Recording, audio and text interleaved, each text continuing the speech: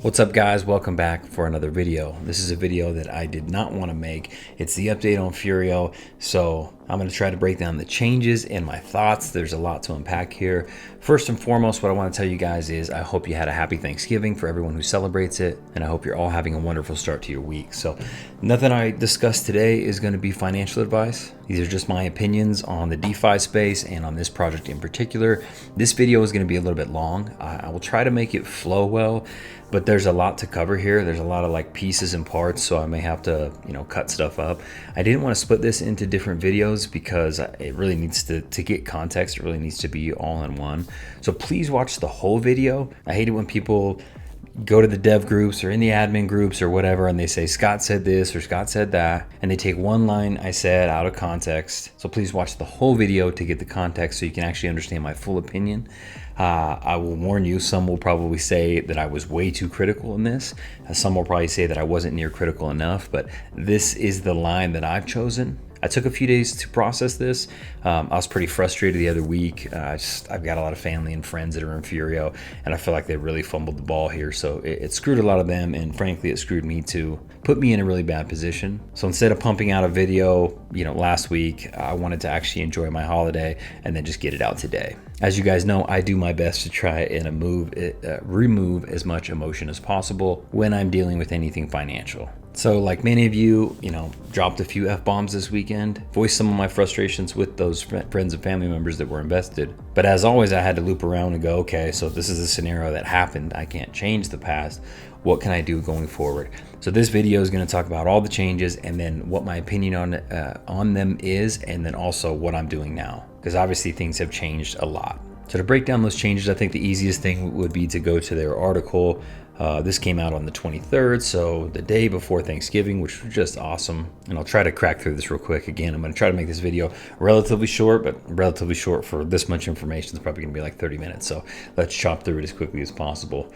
It's always been the intention of the team to try to build a sustainable ecosystem. The crypto market has a level of volatility in every direction, and flames get fanned at a ridiculous pace. There's always going to be a challenge launching in a bear market, but it's a challenge we felt more than up to. One of our objectives has been to move the ROI system to an immutable state. So they're saying this now, but they didn't actually just make this up.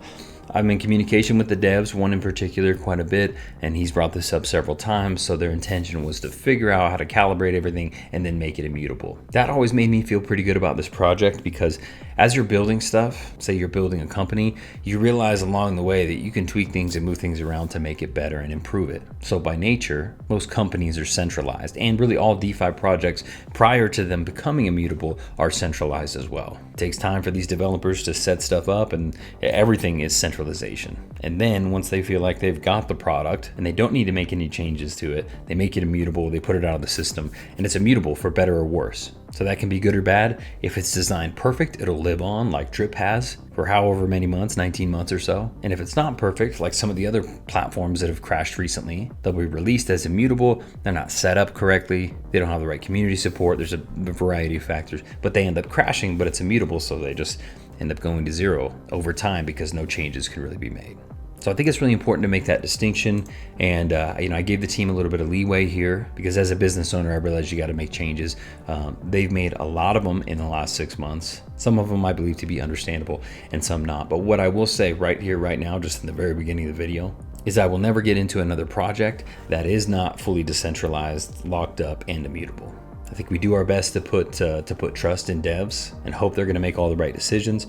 But when things are laid out and metrics are laid out and you've got a white paper and everything, you are making a financial decision based on what you see there, right? Like I'm a mathematical guy. I like to say, okay, here's how quickly I could ROI at this percentage. What if it's at the top of the range? What if it's at the bottom of the range? How much capital do I need here? How long is it going to take me to get max payout? I want to calculate all that out. I want to probably put it on a spreadsheet. I want to see what it's worth at max payout, and I want to calculate it both at the top and bottom of the range. What's the worst case scenario? What's the best case scenario?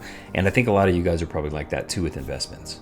So what happens when you make the change is that calculation that you did, that you went in and put your money in originally, is now completely changed and you can't calculate it out. So in the future, I won't go into a single project that is not immutable. The current state of the global economy and the state of the crypto markets has accelerated the need to put some finishing touches on the ROI system. Man, I hate how they phrase that. Finishing touches. and make it seem like they're about to go immutable now. So we'll get to the changes here in a second.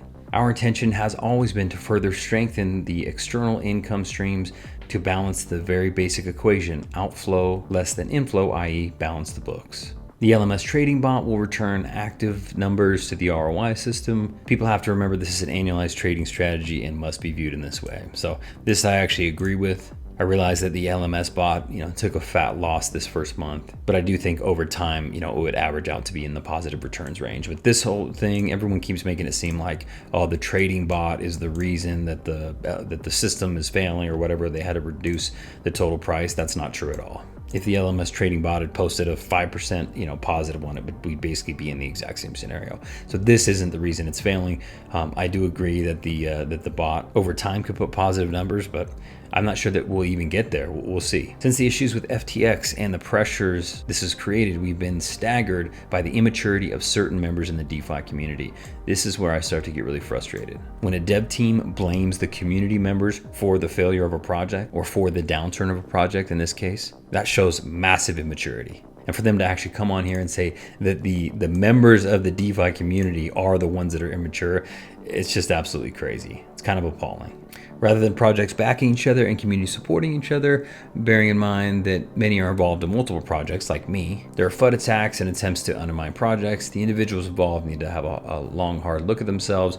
You are the fools that DeFi needs to get rid of as it matures. So as it relates to the FUD attacks, I would agree with this. I can't stand the fact that all these projects are just going head to head and everybody in one community hates the people from the other community and vice versa. That's absolute nonsense. I really don't understand it. I think you should be for the projects that you're into, and I don't think that you should be against every other project that you're not into, throwing FUD, spending your time on it at all, talking trash about it.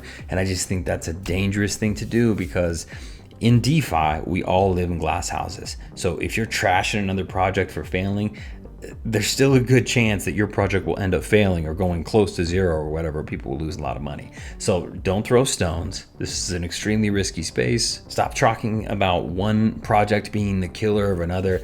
That's just idiotic. People are extremely mature in the chats. So that I really don't get, but that's not why this project's failing either. Over the last 7 days, we have been subject to over 1.23 billion DDoS hits from thousands of IP addresses in a coordinated flood attack on various social media channels. The perpetrators were a nuisance and a distraction, but no more than that. So the FUD attacks, they certainly didn't help, or the DDoS attacks certainly didn't help. It just takes down the website. Any type of website's down, people think it's a rug pull, and so they start claiming. And of course, the more people that start claiming, the more stress it puts on that LMS system.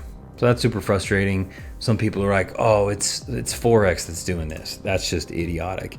First off, people have absolutely no proof of that. Secondly, Forex doesn't have time to be looking into other projects and doing all this type of stuff. Third, Forex does not need to derail any other project. Right now, even at these super low prices, his first major protocol, Drip, has been around for going on 2 years. The site's never been down. They never made any changes to the contract, obviously because it's immutable. It's always been 1%. It's always paid every single day since its inception. So the Drip protocol is undoubtedly the king. It's the only one that's been around that long, the other one that's been that successful.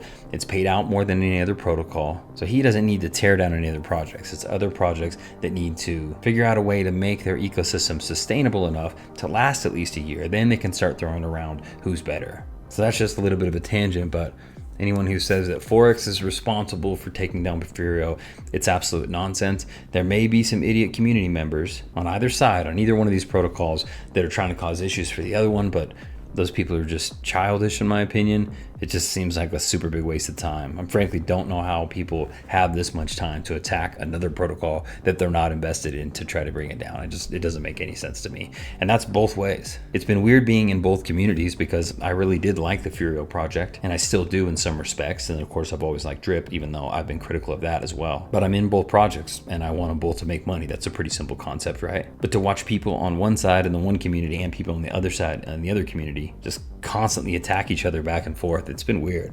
Like, I don't know how old these people are, and I don't know where they're at in their lives, but I am really trying to figure out how people have this much time to try to tear down another project. So anyway, here we go. So we are aware that of people adopting first to the lifeboat mentality and thinking they could bypass sell restrictions, take advantage of the floor price of the LMS, transferring tokens to bypass the sell limits with little or no regard for others. So the sell limits were always at 250. I just made it so people didn't dump a ton of tokens. They've now moved it down to 100, which is considerably lower, especially considering the price. But this statement drives me insane as well. First to a lifeboat mentality. So are people, who's responsible for what? Are the investors responsible for the end outcome of the protocol? And if the devs designed it in a way where you could transfer tokens, to another wallet that you had and then sell them, who's in the wrong? The person who designed it or the person who's utilizing the tools that they have there to succeed? So I want to make one thing perfectly clear, and this is to all devs. This is not just a Furio-based thing, and some of you guys are saying, oh, you're being too critical. This is to every dev that's out there. You need to understand where the responsibility lies. The developers are responsible to make an ecosystem and a platform that is so attractive that people want to deposit money in. And they need to build additional utility so that people want to keep money in there. It needs to be more attractive to keep putting money in for a greater return at a later time or a better diversification than it is to take the money out. If the investors are taking money out, it means that the development team is not providing the correct incentive for people to stay in. That means it's not as bullish as it should be. That means the other utilities haven't been created, therefore keeping that investor in the system for a little bit longer. And that means that keeping it in the system needs to be more lucrative for them. If they can take that money and put it into another platform or protocol or some different area and make more money, then of course that they're going to do that. So this is all the dev's responsibility. This is exactly why tokenomics and ecosystems need to be lights out, because you need to keep people over there. So they're not looking over and saying, hey, I can get a better percentage over here, or this one looks like it has more upside, or this one has less restrictions. Or they're just saying, I'm not sure if the long-term viability of the project is here. I'm gonna make sure that I get some investment here. So what are the investors responsible for, right? We've got it here. They're aware of people adopting the first to lifeboat mentality. Let's make this really clear. The only thing the investor is responsible for is making a return on their investment in the platform, using it as in the way that it's structured. So if an investor is breaking the rules and hacking in and figure out how to bot the system, those people should be blacklisted. They're not good community members, and they're really just trying to scam the system and scam everybody else out of money. But if you set up a tokenomics system that says, hey, if you continue to claim, you're going to drop down to 0.5%, and that's not enough of a deterrent because they want to pull money out or they want to try an ROI, God forbid someone try to ROI, then it's not their fault. These people have chosen to not make 2.5% or 1.75 or 1. They're all the way down at 0.5%. They're getting their money out slowly, and they're doing it because they either want to put it somewhere else or they just want to get some of their money back so they feel like they're ROI'd.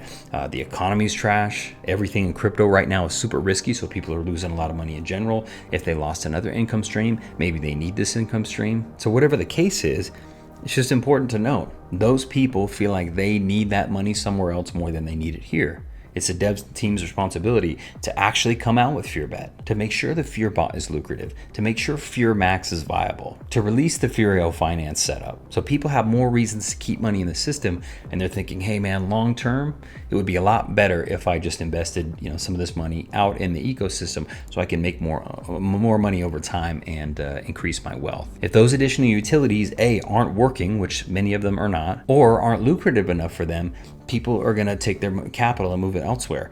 It's not the community's responsibility, and it's not the investor's responsibility to be worried about everybody else. It's to try to figure out the correct way to make money, and maybe more money in the long term if you keep reinvesting it over time, and figure out how to diversify. That's it. It's a dev's responsibility to make it a lights out project, create that utility, and keep people in the project so they can continue to build on the utility. I've said this a bunch of times, and I will never stop saying it. I don't think that there is a single protocol, a single daily ROI protocol that can survive without additional utility. You're seeing the drip side, drip price is down to like $1.50. Why is it down so much? Because all the utility keeps being delayed. Now it's coming, but that's what's causing the downturn in the price. And because the price is downturning, people think I can take this money out and ROI, or I can put it somewhere else and make more money. That's what happens. So it's up to the devs to innovate and create something new. So on the drip side, if you're in drip, they've got the fiat onboarding, offboarding coming. Of course, the new UI is going to come out. And with that new UI, there's going to be some additional utilities, the scratchy lotto tickets. All that stuff is additional utility. It's taken a little bit too long to come out. That's why the price is down this low. But when it does, I think it'll rally back. They've got a really strong community. And the reason they have a strong community is because they haven't changed anything. Drip's been around for going on 2 years. They've changed nothing. So people can invest with confidence, like, hey, if I invest it here, I can calculate it out. As long as drip's above X price, I can ROI. They know that those rules aren't going to change on them. So that's the difference here. And I think that's one of the major flaws that we're seeing here. So don't blame investors. It's a developer's fault. Developers should come out and just say, this is fully our responsibility. We didn't do this right. This first of the lifeboat mentality line is just driving me insane. And it's why you have some really big players. I got a pretty big team. I got 225 people on my team, which is even more frustrating because I want all those guys to ROI. But even guys like Richie came out and did a pretty critical video. He's the largest team holder. He had 400 and something team members on his team. And he was one of the ones that was considered being first to the lifeboat. The dude's just trying to ROI. He's got a responsibility to his family, his wife, his kids. That's his responsibility, not to every other community member. Listen, I try to claim responsibly. I never try to get into a protocol and drain it. I try to have like a balanced approach where I'm at least making some money, or I've considered that money completely lost, so I'm compounding, hoping for the best. Whatever it is, that's kind of my approach. But there's many of us that, that haven't ROI'd in this protocol. And Richie's one of them. Richie hasn't even ROI'd yet. So to throw shade at him is actually pretty frustrating. So I say first, the lifeboat mentality is what drive projects into the ground. Sort of. The funds in the LMS are a result of diligent trading by the team, and they will be used to generate returns. I don't actually get this statement either, because those funds weren't generated from trading. They're investor deposits that they moved over to the LMS to trade. So that doesn't make any sense. And just call it diligent trading when they've been taking a loss. Like, it doesn't make sense. Why I put that in here? I hate to be too critical, and I want to throw shots at anybody in particular, but whoever wrote this article clearly wrote it without considering the perspective of any of the investors. So I'll try not to trash talk too much, but I don't like how they're not taking responsibility. Hopefully they'll come out and say, hey, we worded that wrong. We're going to take full responsibility. We should have done this better and this better. Here's what we're going to do to help. And I've got a few suggestions, just some minor ones.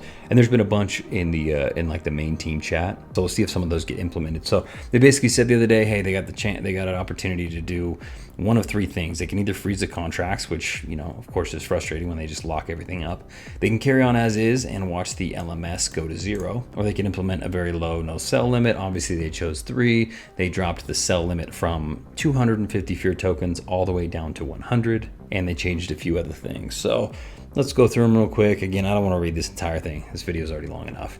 So when you go to sell, another thing happens. So the max you can sell is 100 Furio tokens. You're still subject to the tax and all that stuff. If you're in a positive rate, like I deposited, I've been in it for probably 5 months. I got in it a few weeks after it launched.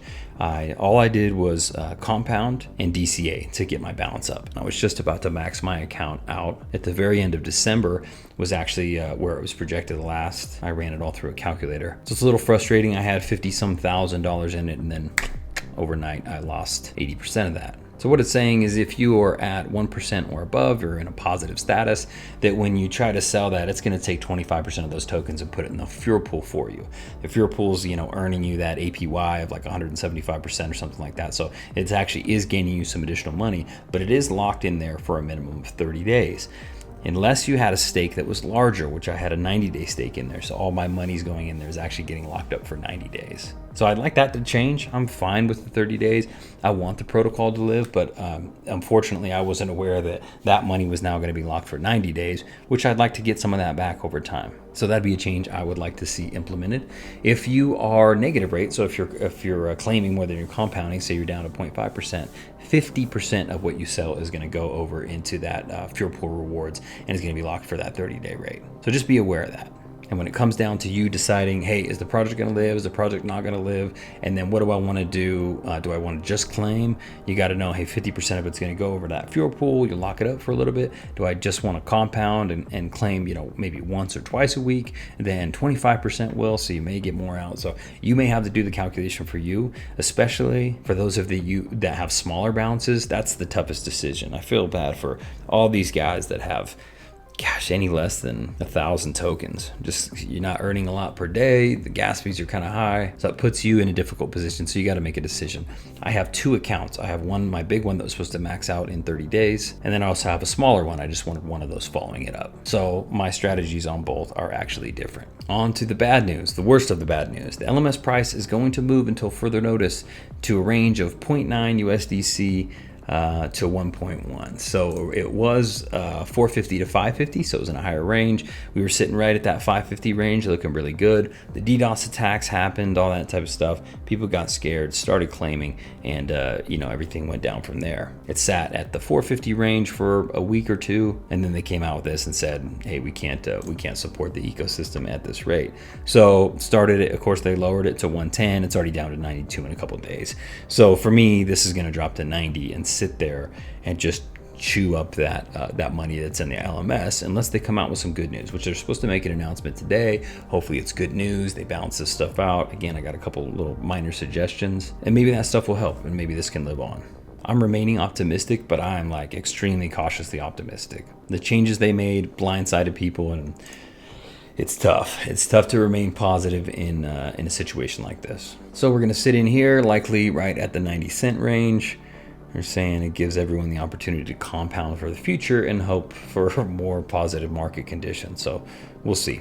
Furbot's been running for over 3 months now. We're committed to ensuring it maintains a fantastic role in the ecosystem. The Furbot is the one part of the ecosystem that's actually doing well. And that's actually a big part of why I think this is kind of failing, right?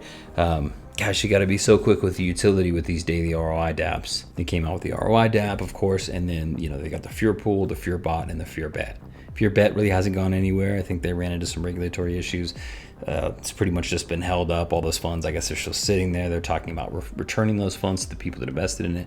But because that wasn't available, it just removes additional utility. So the incentive to claim is larger than it is to roll it into those other things and try to make more money over there. So not having that available was certainly a factor, and that's on the devs. I mean, I realize they ran into issues, but that's part of it. It's not on the investors. The other thing is the Furbot. Furbot really just came out. The bot they had going that was trading the LMS, of course, wasn't doing well for that first month. So that utility, an additional place to put the money, that investment wasn't as attractive to a lot of other people. So those are the factors of why people were starting to claim more rather than keep a lot of that money in the ecosystem, which that's how it goes. And of course, the other things were a factor. Listen, the macro market is absolutely trash. We're in a global recession. It's probably going to continue to get worse. The FTX debacle just added fear to the fire. And in a whole of the DeFi space, pretty much every protocol has been dying over the last 3-4 months. So all those factors and all that fear and just people thinking, hey, I got to get some money out while I can, that's a part of a natural market cycle. And so Furio needed to really hit the ground running and keep everyone super bullish on this ecosystem and release that utility one after the other. And I truly believe they were working to do that. And they just caught themselves really in a bad position here. And then the changes, the most important thing, it doesn't matter how bullish your tokenomics are. It doesn't matter what utility you provide or new upcoming announcements or any of that type of stuff. The most important thing for a daily ROI protocol is community support. If you lose community support or lose community trust, it doesn't matter how good your tokenomics are. Your project is going to crash. So I know they made some of these changes to keep people in, but I think they did more harm than good when they made these changes because I think they're losing a lot of investor confidence. So this next couple days is going to be really, really big for Furio. If the dev team can come out and said, hey, we've taken all your frustrations and your suggestions, we piled them together, we tried to figure out what we could do, and they come out with something really bullish that makes it seem like this protocol is going to be around for a little bit and actually bring some trust back, then I think Furio can survive. If they don't and they continue to sit on their high horse and said the whole reason this crashed is because of FTX and then all the other investors just draining it, all these guys that are first to the lifeboat, I think the project dies. I really hope that's not the case because I've got a lot of money and time invested here. And so I'm super frustrated with how this is handled. Like I said, I had $50-something thousand in here not long ago. Now I've got about $11,000 in my account and I'm severely restricted about taking any of that out. And I am a really positive guy who's keeping up on this stuff. What's the average investor supposed to think? This is certainly hitting me hard. Like I said, I have a really big team. I want everybody to make money. That team includes family and friends. I had a friend at 550 2-3 weeks ago put in $5,000. So he hasn't even had an opportunity to compound his way out of the drops. Now his entire balance is worth maybe like $1,300-1,400. And if he goes to try to recoup some of the investment, he can only take small sections out over time. The rest of it goes into Furbot.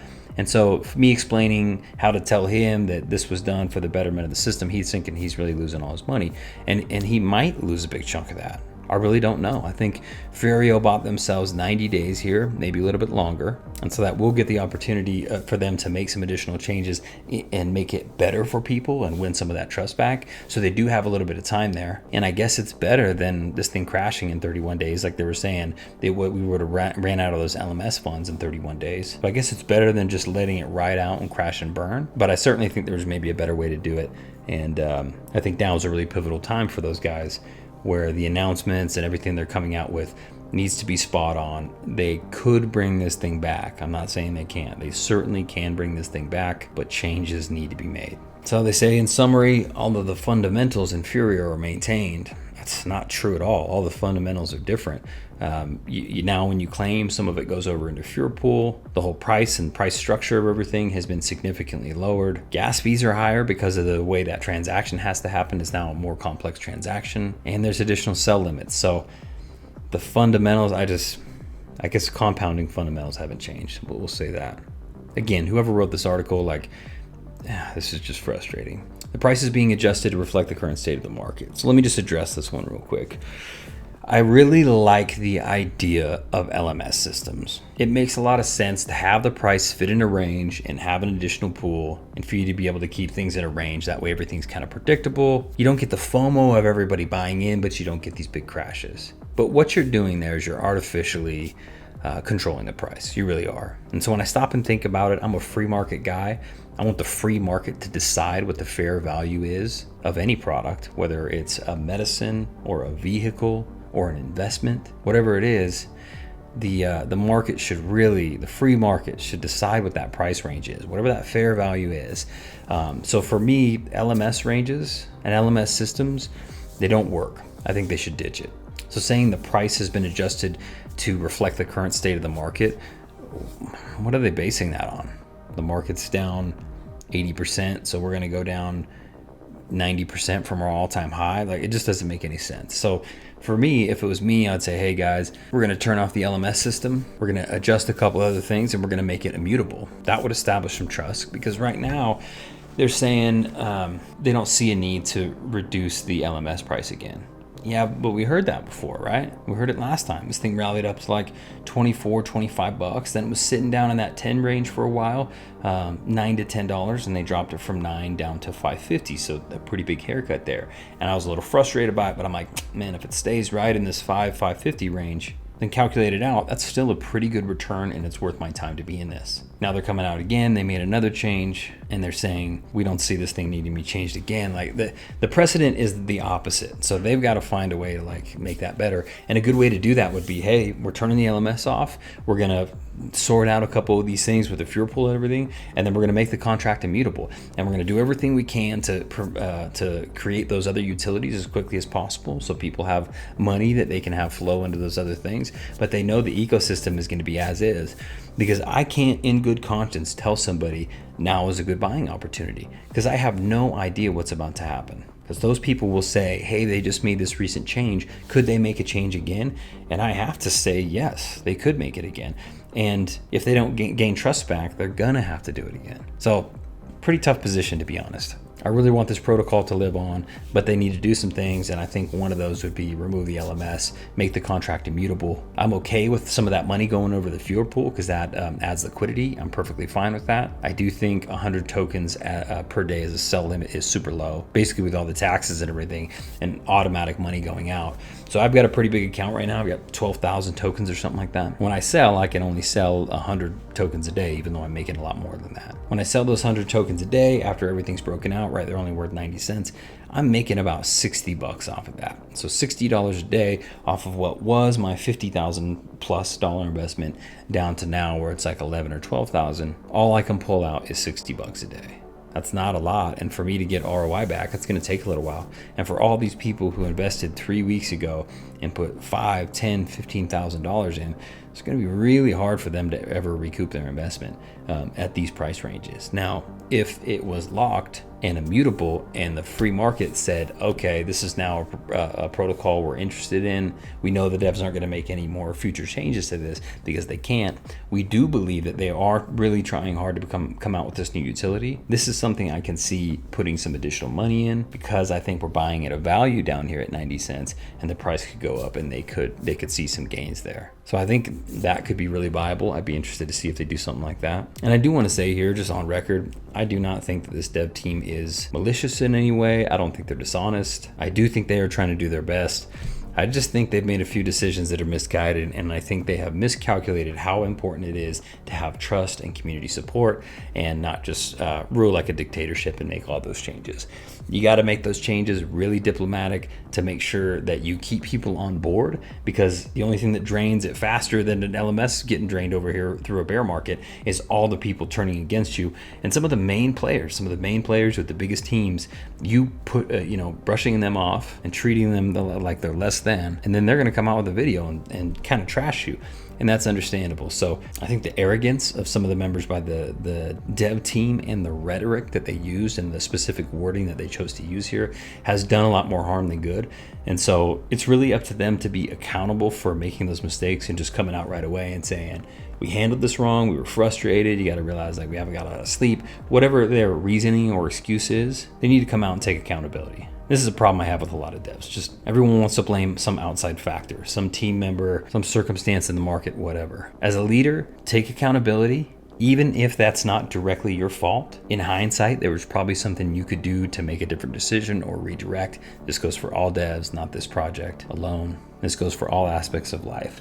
If you lead a team in any way, shape, or form, you are responsible for everything that happens to their team. If a team member goes rogue, if they didn't do their job, if the investors that you're leading decide to claim too much, your responsibility. So take responsibility for that. And hopefully they will. I mean, hopefully the announcement comes out today and they bring this thing back over to the right side. Because the nice thing about the Furio community is a lot of people are still on board. A lot of people are seeing this, hey, it's a buying opportunity. I think if we ride this out through the bear market, it will come back. And the more people that think that, the more people are going to stay in, and the protocol could live. So I think the most important thing here that happens over the next 72 hours is the dev team comes out, takes accountability, and finds a way to win some trust back. If they don't do that, it's a dead project. If they do that, it has a chance to live, especially with the way the metrics are set up right now, where some of that money's going over into fuel pool and really getting locked up, adding and providing liquidity. That money can't go anywhere for a little while, so it gives them a little time to bring investors back on board and say, here's the stuff we messed up, here's how we fixed it, and then people are going to go, okay, this thing's going to end up living on. So they did buy themselves a little bit of time there, and I think the Furbot idea was actually a really good idea.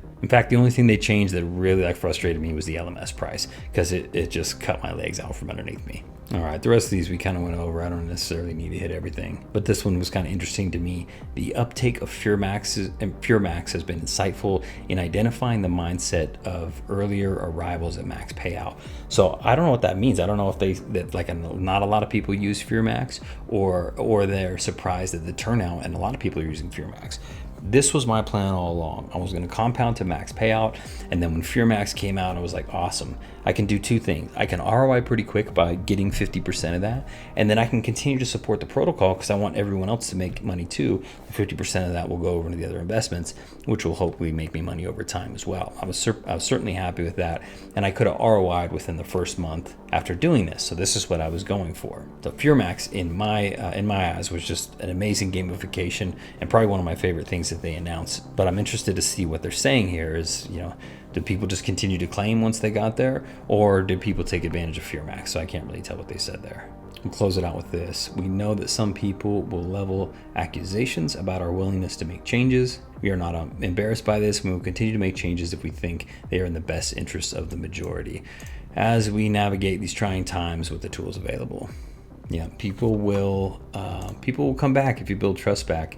If you lose the trust, then it is gone. It's almost impossible to bring back, my friends. So recent update they gave, we'll just read through these real quick. We've been patient allowing people to vent a certain degree, but we now must move on. Some very simple things to consider. The protocol with all the money injected would have been drained at the rate it was going in 31 days. We are simply not going to allow this to happen to new investors or old.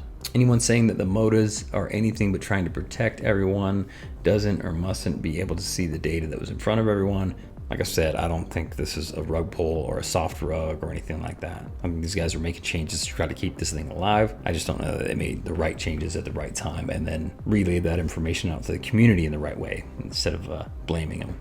The decision was not taken lightly, believe us. This protection transcends investors, promoters, team leaders, referrers alike. Had we not taken action, no one would have been in a happy place come Christmas. I'm not sure what to think here. I'm not sure if there's a single person right now, as it relates to Furio, that is in a happy place or can be by Christmas. I think there's a good handful of people that, because this is elongated out, will be able to ROI and break even, but no one's making good money on this right now. I mean, a maxed out wallet, where's my thing? A maxed out wallet at 0.9, so 90 cents, is like 54,000, I think, roughly, if you sell and you get that over 2 years.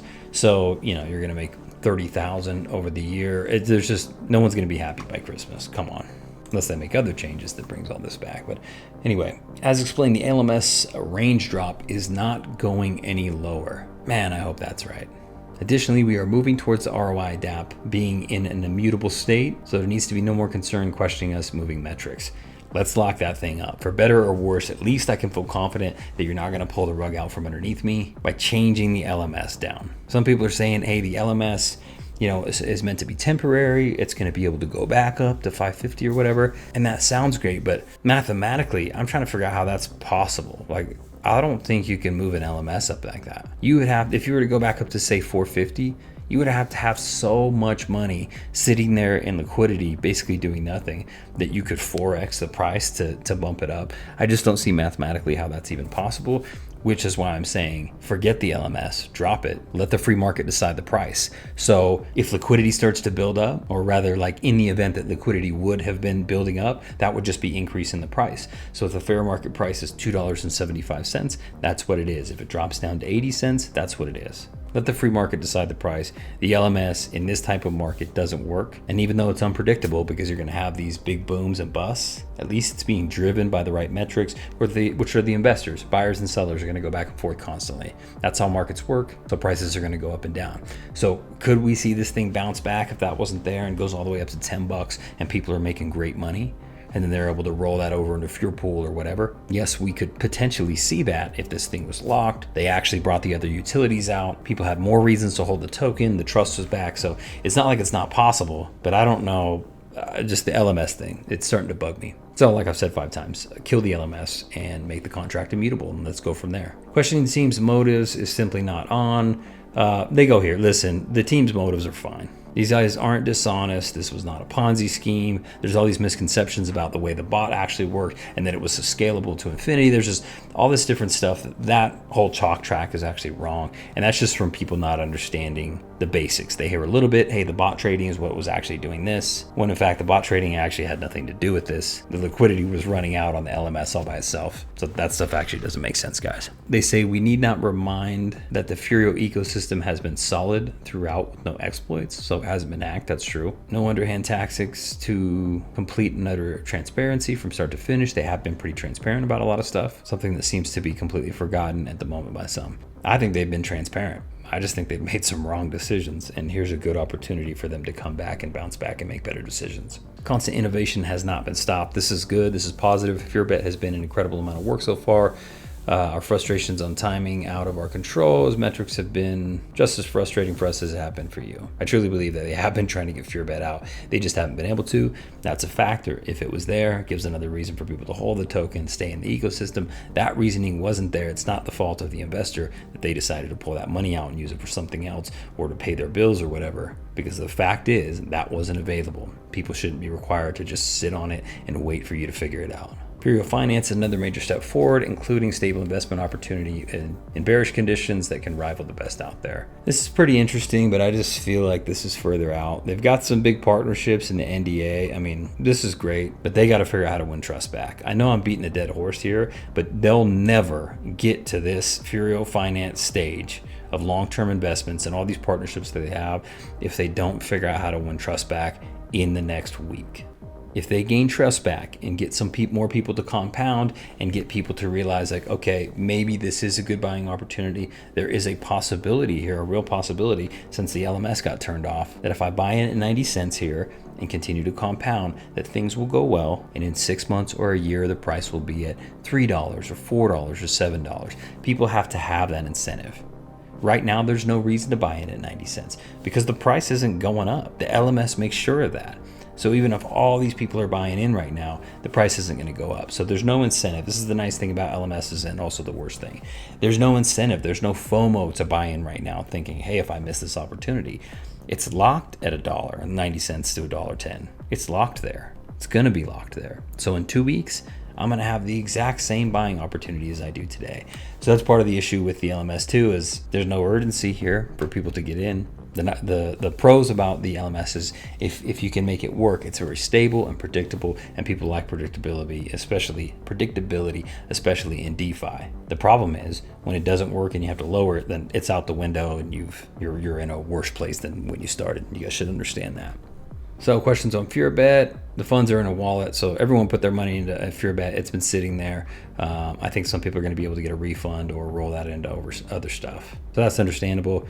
They weren't able to get that launched, which was super frustrating, but it is what it is. So maybe people get their money back and then decide what they want to do with it. But that's kind of a major hit to the ecosystem, to be honest. I do think they'll eventually get this if they can buy themselves enough time and win the trust back. That'll get open. People will be excited about that. And Furbot, as explained many times, traditional trading application that makes good APR over 12 months, but is not an instant gratification system. It's always unknown. Listen, if you've done any trading at all, you're going to have some up months, you're going to have some down months, you're going to have some break even months. It really is all about the averages. You have to take what the market gives you. So I get it. And I think that over time, like I said earlier in the video, I think they would have posted a profit over a 12-month period. But it was pretty disheartening to see like a $300,000 drawdown or something in that first month. So those are the updates. Not a whole lot of good news. Let me go through and I made some notes here and try to make sure that I've covered everything because there was a lot here. I need to give you my strategy, kind of what I'm doing now, and kind of sum it all up here. So from my notes, shortly after this happened, Forex on the drip side had an AMA, and people were kind of feeding him information over just like about that all this was run on a trading bot and all that. And the stuff Forex said about that was correct in the way that he was thinking of it. I don't think it translated over from what's actually happening. Forex is basically saying, hey, you can't put unlimited funds in and guarantee your return every month. That's just a scam. That's fraud. That's not actually what was happening over here. There were certainly limitations. I mean, there was only $2 million in this trading bot. Forex trades with like $5 million in an account. So it wasn't like it's massive. And trading bots 100% or any trading system period is not scalable, like unlimitedly scalable. Like Forex couldn't go, okay, I've been trading with $5 million. I'm going to put in 20 million and then I'm going to make 4 times as much. It doesn't work like that because the orders don't fill. When you're trading in the market, you've got buyers and sellers. There's people on either side of those transactions. So if you're trying to buy too much because your orders are so big and there's not enough people out there trying to sell, then that order just isn't going to fill, or just a part of it is only going to fill. And on the reverse side, when it comes time to sell, if there's no buyers, then you can't sell out. So it just doesn't make sense. Those things aren't scalable to infinity, and you got to find that range of what you can run it up to. So the fact that this thing was only trading like 2 million and they never said that it was unlimited, just a misconception. Forex is right in what he is phrasing, but this one worked a little bit different. Also, it's not a Ponzi scheme. Ponzi scheme would be like if they took some of the liquidity from something and said, hey, what we're doing is we're putting in a trading bot, and that trading bot is going to produce some of these profits, and they actually weren't trading, because that's the issue. There's actually fraud there. They've said that those funds are going to do something. If that's not actually happening, then that is a fraud, and that's what Ponzi schemes are in general. There has to be that element of fraud there. In this case, these guys actually were trading that money. Not very well this month, but it was happening. So there's that. Forex also said that he knew about Furio originally because they had based their entire marketing scheme or just talk track on being the drip killer and the downfall of drip. And I actually don't think that's correct either.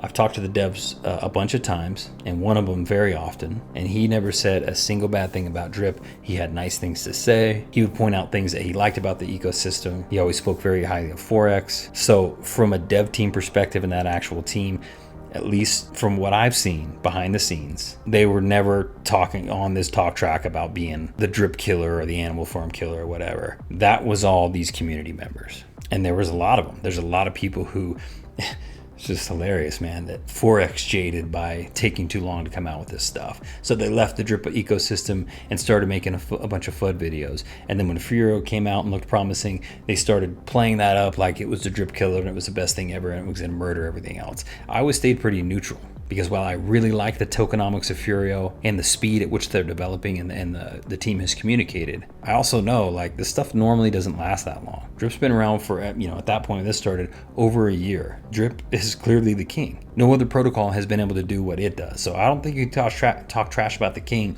till you got at least a year under your belt. Things are really looking better. Millionaires are being made, right? You can't really throw shade at a protocol that you just don't like and say yours is better until you've really proven that, right? So I've always stayed pretty neutral on this. If you look at any one of my comments, I've always said Drip is king, Furio looks really promising, and I like the way they're structured. So I know Forex doesn't watch all the videos or like communicate with the Furio dev team, so he's getting this from community members, and the community members are getting that information from these other, influencers or content creators out there that are talking trash about one protocol or the other.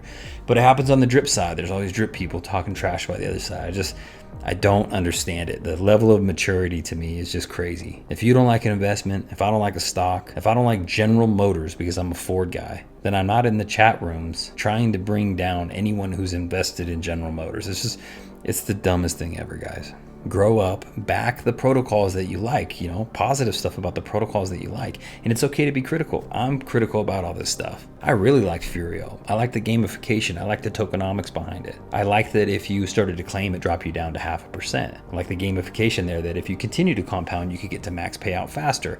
I like that you could get there faster and start to claim. It would take you twice as long to claim out than Drip does because it pays you out at 0.5% instead of 1%, but Drip takes twice as long to get there. I like that they were different. And I like the fact that I was going to be able to try to pull some money out of Furio after I maxed my wallet out so I could give Drip some additional time to get these utilities going and get up to a price point that is reasonable for Drip, which should, $10-15, something like that. So to me, they were two completely different investments that worked in tandem. I think he also said something about this being a fork. It's not a fork at all. It's only a fork in the idea that there's a daily ROI protocol aspect to it. The code is completely independently written. The protocol works entirely different. There's the tiered system. They've got different whale taxes. They've got different anti-dump taxes. I mean, the whole way the thing is structured is completely different. It's in no way a clone. So one of my other notes here, people are saying that the way the dev fees are structured on this thing, I think the dev team stands to make a pretty good amount of money when they lowered the LMS down. They're still collecting dev fees on all this stuff. So these guys are making money. Obviously, they're working hard to get this thing fixed, but they're making money while investors are losing money. So one recommendation I might throw out there, and this is why a lot of people are saying it's a soft rug. So they're basically saying that the devs are over here siphoning money out slowly, still getting their dev fees, and if the price just continues to fall and this thing goes to zero, they'll continue to pay to the end. And I think that concept overall is correct. I don't think that's what they're trying to do, but they're certainly continuing to get paid their dev fees while everyone else is taking major haircuts. So my suggestion would be, until they get this stuff figured out, for the next month or two or however long it takes, that those dev fees shouldn't be able to be collected, that they should put that money back into the ecosystem. They should give that money back to the investors in some form or fashion. Hopefully that motivates them to figure out how to get this fixed so they can start getting dev fees again. And it will make the community feel like, okay, they're on our side, like they're not getting any money here either. Otherwise, you just get the feeling that it's just like traditional finance, where the people that are at the top and operate everything, no matter what, they always make money. And even sometimes when the investors get completely screwed, these guys walk away with a golden parachute. Now, I don't think that's what's happening here. I've already said these devs are not dishonest. I think they're good people. I think for the most part, they created a great project. I think they had a lot of headwind in this bear market, plus all the attacks and everything that have clearly happened. And I believe if they're being honest, if they went back, they'd say they would have moved the pieces around the board a little bit different. So it is what it is. But I think it would go a long way to investor trust if they said, hey, we're not going to collect dev fees until we get this thing sorted out. I just think maybe that's fair. Okay, I think that was most of my notes. I got a bunch of stuff written down here, but of course I rambled on and covered a lot of stuff unintentionally out of order, but it is what it is. So let's talk about my strategy. What exactly am I doing? So if I go over to the page here, I've got 11,323 Furio tokens, and it's currently sitting at 92 cents. Again, this just keeps dropping for the last couple of days, and I think we're going to be sitting at 90 within the next day or so. If I go over to the Furbot, you can see that I have started claiming. So all I did since the very beginning, from right when I got in, is compound and DCA. I was looking to get to max payout, which would have happened in a month, but we didn't get there. So what I've started doing is claiming. And here's what I've started to do. I've got 3 claims here. You've got a choice to make if you want to start claiming. You can just claim out it'll drop you down to 0.5%. And then you can just continue to sell, and depending on how many tokens you get per day, you can sell up to 100. So again, when I sell 100 tokens, I am in a positive status. So 25% of it goes over into the Furio pool, and for me, locks it up for 90 days. For most people who weren't in there, it'll lock them up for 30 days, and then they could technically take that stake out. But remember, every time you claim and compound like that, it puts the money over here. So if I claim tomorrow and put it over here, it's going to reset this 90-day stake. So it's unfortunate for me. I really wish it was 30 days, just so I've got that flexibility there. 90, I may get like some additional percentage, but I don't know. To me, it doesn't seem worth it. I'd rather have it at 30 just so I feel a little bit more comfortable about being able to access my money over time. But it's up to you. So what you have to do is you have to make a decision. If you're going to come over here and claim, does it make sense to go into like negative or neutral claiming strategy so that you drop down if 50% goes over, or does it make sense to kind of keep compounding? So I went back and forth on this a lot. I was trying to figure out what I wanted to do. I want an ROI here. It sure would be nice. It's going to be a little while, but I also want to make sure that as many of you guys ROI as possible. And maybe that's short-sighted of me. Maybe I should just be concerned about getting my money out. But I do want to give the dev team the benefit of the doubt and see if they fix this. Like I said, in the next week, if they made this unmutable, they took off the LMS, they added in some other beneficial factors, and they just went hard on the utility thinking, hey, I mean, I'm fine. We've already bought some time for stuff going over in the Furio pool. So some of that money is going to go over and keep liquidity there. That gives the dev team time to hit the ground running, get some of this other utility sorted out, gain some trust back. I think we could actually be in pretty good shape. So is it possible this comes back? Definitely possible. There is a path to success here. Am I going to continue to compound 100%? No. I'm going to make sure that I at least get some profits. And so I'm going to do the claim strategy. So what I've decided kind of fits my personality. I'm a positive guy. I prefer to remain in the positive status. So I'm going to stay above 1%. I believe I'm going to do a 4 and 3. So compound 4 times a week, claim 3 times a week. That'll make it so I'm getting my balance up higher. So if it ever comes back, I can continue to get toward max payout. And I'm getting 75% of that claim, and the other 25% is going to Furio pool. So I'm getting a little more of it up front. I think that's actually a better scenario. You might make a little bit more faster by claiming it every single day, but a lot more of that, of course, is still going to be locked up into the Furio pool for a little while. So it's just a balance depending on what you want to do. But that's the decision for me. So the way it works out for me with this many tokens, and it's going to be different. I've got 2 accounts, 2 different strategies on both. The way it works for me is I'm making a couple hundred tokens a day or something like that, right? I can only sell 100 of those. And when I sell those, 25% goes over there. I basically end up with 65 bucks. So I'm going to get 65 bucks a day.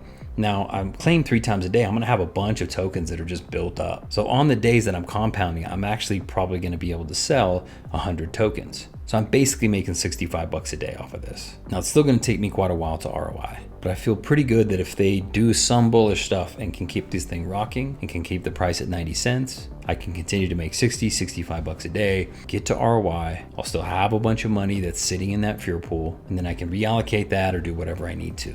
So my personality, of course, is always to get mine, but also help other people get theirs. So for me, I'm going to stay positive. I'm going to keep compounding. That's going to leave some money in the ecosystem. And hopefully that helps you, some of you guys ROI too. You don't have to follow exactly what I'm doing, but that's what I'm doing with this account.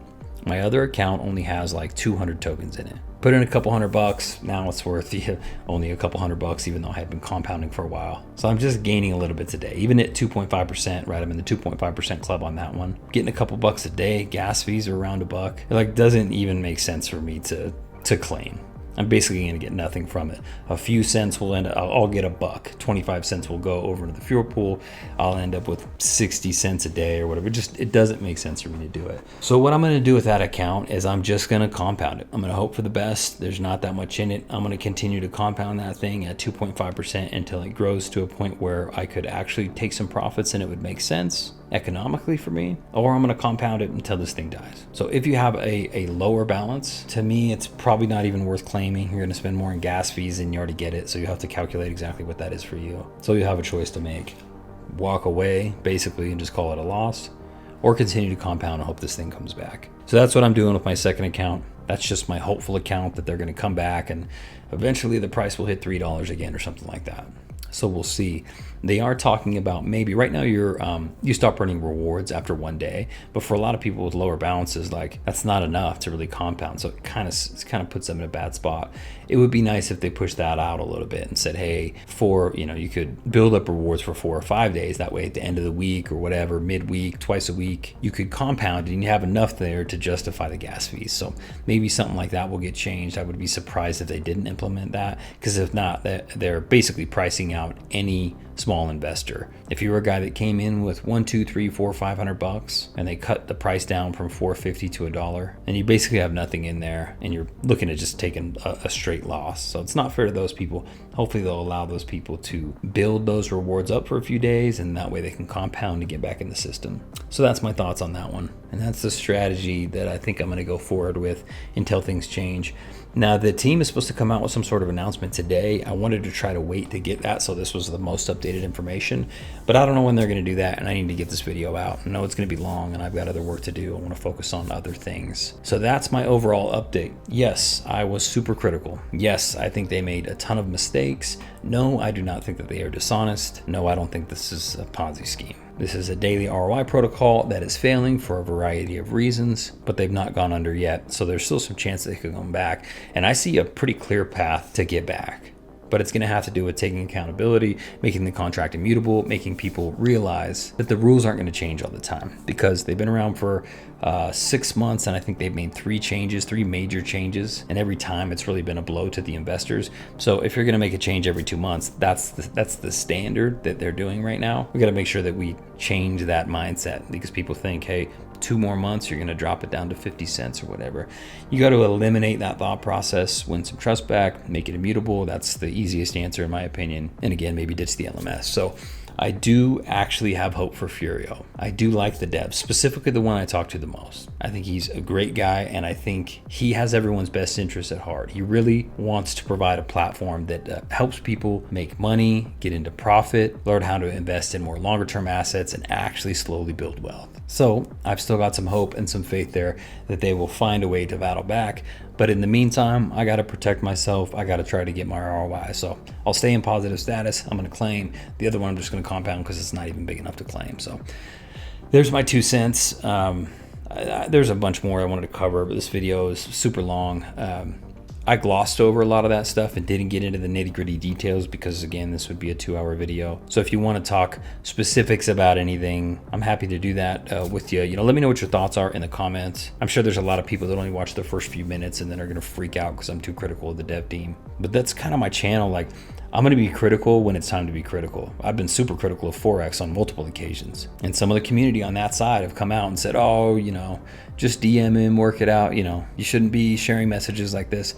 I'm going to be critical. I'm going to do it in a kind way. That's just my style. The Furio team has made some mistakes. I'm going to call those out. That's just my style. So am I draining everything? Nope, I'm not. I'm going to play the long game here. I am going to take some profits. I shouldn't say profits. I'm going to try to get to ROI. And then after that, I'll decide what I want to do. It will make me feel a lot better if I get to break even. But I don't know if that's going to happen. And I'm really concerned about the friends and family members I brought in. They didn't have as much as me in here. So it'll be a little bit more difficult for them to ROI. And they had to take that major haircut from $5.50 to 90 cents. So we'll see what happens there. I'm hoping for the best. And I'm praying that the dev team comes to us with this week with some really good changes, gain some trust back, so Furio can live on, because I think overall the bones are good. It just needs a lot of improvement to live on. Anyway, guys, let me know what you think.